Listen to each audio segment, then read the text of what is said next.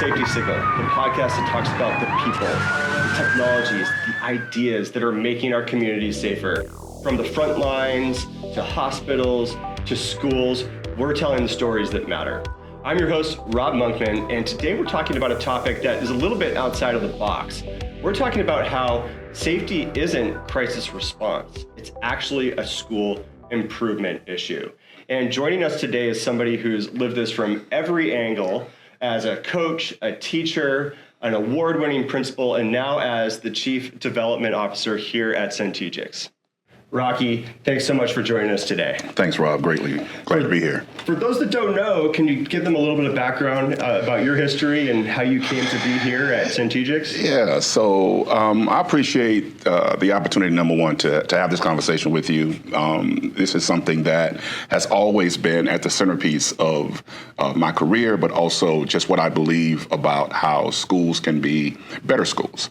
And so a little bit about myself. I started out actually in education as a paraprofessional, as a teacher assistant.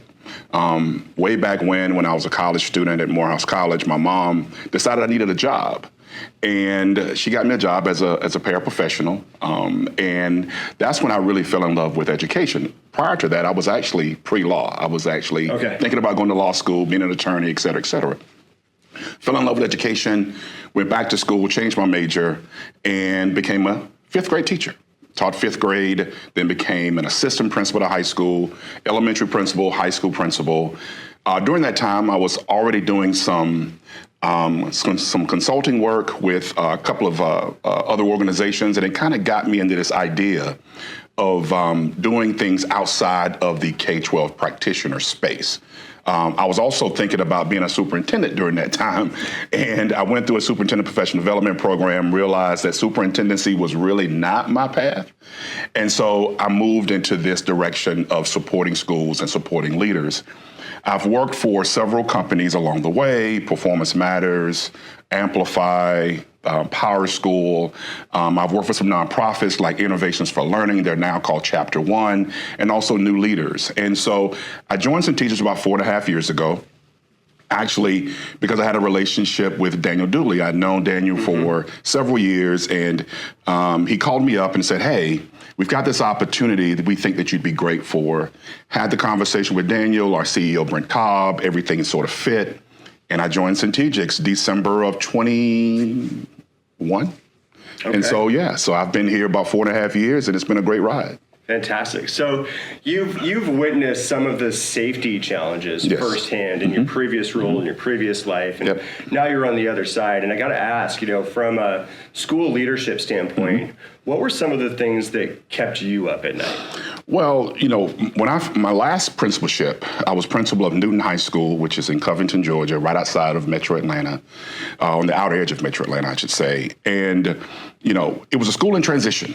Obviously the school had grown considerably over the decade prior. The demographics of that school had changed dramatically. The climate and the culture of the school had also been impacted by that change, especially that rapid change. And so I walked into a school that needed structure realignment and also really a definition around what kind of school we wanted to be. And so at the centerpiece of that was making sure that every child that showed up every day, every student that showed up every day, every staff member that showed up every day could operate optimally because the environment was safer. So we spent a considerable amount of time focusing on making sure that teachers could teach, kids could learn, and all the barriers to that were minimized to the greatest degree possible. And so I've always believed that safer schools are better schools. And I've always led with that concept. Being able to then transition that to this role helps me to be able to have those dialogues and those conversations with executive leaders and school leaders and district leaders, because they understand that I have the framing of having experienced the very same work that we're trying to do together. So that's a great transition. You think about safety and you think about how we've historically viewed it as this response to emergencies, but more and more we're talking about safety being a school improvement issue. It sounds like you buy into that, but I'd love to get your take on this. Yeah, so, again, safety is the centerpiece, right? Before we could become an award-winning school at Newton High School, we had to get our safety culture identified, but also solidified. And so we spent that first year just really focusing on that. And so once we did that, academic achievement of our students rose to award-winning levels. As I mentioned earlier, our teacher attrition rates fell dramatically because teachers felt better about coming to work and being able to perform the tasks that they really were trained to do, which is providing instruction to students. And so that's also a thought process that I believe safety should be sort of leading with, not necessarily as a lagging indicator, but really a leading indicator. So that's number one. Number two, obviously, when you can focus the ability to get help to a situation much faster, right? So we have incidences that happen in schools. They happen every day in all different types of school environments, no matter where it's located. And so the goal is, if there is a need for help, if there's a need for assistance, if there's a need for an incident or an emergency, and being able to get to those situations much faster, especially if it's impacting the classroom. Obviously, it's going to yield a better outcome because you can get to those situations, de-escalate them or resolve them much quicker, which means the teacher and the students can get back to teaching and learning much faster. I love that. You're decreasing absenteeism. You're creating an environment where the students can learn. You're creating a safe environment for teachers. But I wanted to double click on something that you just said. A lot of people think about crisis alert and emergencies as being worst case scenarios. We don't need to talk about it. School shootings happen way too frequently. But more commonly are all of the other types of incidents that happen. In your experience, what did you see the most of from an emergency situation? Well, being at a high school and also being in a high school that was a large, even though we were in Newton County, and most people will think of Newton County as either suburban or on the cusp of even being somewhat rural, it actually had a lot of urban intersections within my student population. And so, when you're dealing with situations that involve, students that come from varied backgrounds, a lot of times there's a lot of disruptive things that come with that. And so disruptive behavior was probably the thing that I dealt with the most. We did have our share of, physical altercations and things of that nature, although we drastically dropped the number of those situations while I was a principal. But it was really those kinds of things. We had our share of medical emergencies. We had our share of school disruptions where, someone would show up on campus and not necessarily have the best of intentions when they show up. So we did have our share of those. I did also have the unfortunate pleasure of having to initiate a couple of lockdowns while I was principal as well. Fortunately, it wasn't for any type of mass casualty situation. It was mainly the threat of it, right? And so, of course, we had to go through the process. But getting back to your question, yes, most of those situations were of a classroom disruptive type nature. I think we did a pretty decent job, obviously, because the outcomes show that we did a pretty decent job, especially in comparison to what the situation was before. But I think it could have been better. It could have been more streamlined. It could have been more consistent. And that's where systems like ours would have played a more significant role in improving the situation even faster than what we did. So school disruptions, elopement, all these sorts of things, they happen. But on a day-to-day basis, I gotta ask, I'm curious, what was the most stressful part of your day? The most stressful part of my day was actually dismissal. Okay. Because that's the time in which, I had over 2,000 students. And so you got 2,000 students, roughly, going different places, whether some are going to buses, some are going to their cars, some are getting picked up, and they're vulnerable. Right? This is a time where it's open air situation where all of my kids are trying to move from one place to another.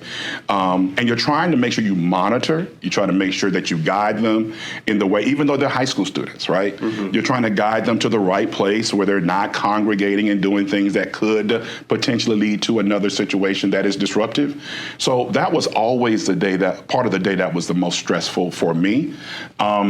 But the during the day situations where instruction is happening and students are moving, through my hallways and trying to get to trying to get to their locations, that was never stressful because we laid the foundation for what we expected our students to do, and they actually met that challenge. But it was when I could not control the environment. Yeah. That was when it was the most stressful for me. That was when it was the scariest for me, because at any given moment, one thing could cascade into a bigger thing. And so that was always my fear every day. I can only imagine. As a parent, I wonder when I'm picking my son up from school. He's in 5th grade, so the younger side of things. But to make sure that all these students get in the right car with the right parent, I mean, that must be so stressful. Listen, so prior to being a high school principal, I mentioned earlier I was an elementary principal. And now, again, dismissal was the scariest part of my day when I was an elementary principal, too, for a different reason, to the point that you just raised. I wasn't necessarily worried about my students going to the right place when I was a high school principal. I was just simply worried about them going to the right place when I was a principal. But when elementary school, when I had pre-K, kindergarten, first, maybe even second graders, and I'm trying to make sure that 4, 5, 6, and 7-year-olds got to the right place, the right car, with the right person, the right location every single day, when in many cases they're not able to verbalize that that's the right car or the right situation. That's scary. And luckily, and fortunately, I never had a situation that was problematic because of it, but it was still that uncertainty that, I'm relying on my staff and I'm relying on the process. The process in and of itself is not always consistent because you never have a specific line where every car is always in the right place at the right time. Today, Johnny's mom might be first in line, whereas, Thursday she might be 15th in line, right? And so you can't always rely on the order being the same every day. So you have to always have these situations where there's some mechanism to make sure that that 4-year-old, that 5-year-old, that 6-year-old, et cetera, can get to the right place with the right parent and then making sure that they're safe when they get there. So scary. Yeah, as a parent, it's something you don't really think about, but as you dig into the weeds, that must be super stressful. Every day. So I want to get back to the topic of teacher safety, because I've read a lot of statistics, again, violence against teachers, some really staggering statistics. Yep. And I want to look at it from both sides. What does it do to increase retention, teacher retention, but also what are the costs of losing a great teacher? Obviously, in the classroom, the students, the community, but also there must be some hard costs as far as having to replace these teachers. Sure. So teacher morale is something that has been studied for decades, right? How teachers feel about their work, how teachers feel about where they work is critical. Safety plays a significant role in that. 60+% of teachers who leave the profession or leave the location where they work cite safety as one of the top 3 reasons why they leave. And so if you can create a safer environment, your teacher attrition rates obviously are, I'll just say it this way, teacher morale will be improved. And if teacher morale is improved, then the willingness for a teacher to want to leave where they work or leave the profession altogether becomes less and less. So there is an intersection and an interconnectivity with how you make their work environment perform operationally and their ability to feel better about performing in that same environment. So we have to be intentional about making sure that we make that happen. That has to be a reality every day. But what also it says is that when you lose a teacher, research says it costs about $20,000 to $30,000 to a district when a teacher leaves their school district. Now, that cost has to be absorbed somewhere. There's no line item in a budget that says teacher attrition, right? So that cost is embedded in all other kinds of budgetary sort of areas where they have to then pull that in order to be able to recoup those costs. But what we also don't think about is when you lose a teacher, especially one that is a quality, high-functioning, high-performing teacher, what that does to the academic achievement of a district. Oh, yeah. Right? If you're replacing, and this is something that I've dealt with, unfortunately, you lose high quality teachers because of the reasons that we're talking about. Unfortunately, you're probably not going to replace them with a teacher of the same credential and unfortunately the same quality. It does happen, right? And you get lucky, you try to provide incentives that can make teachers feel better about coming. But if you have the history And if you have a reputation of being a school that doesn't support its staff members, especially in the world of safety, then the likelihood of you attracting a teacher of similar quality is probably not a real thing.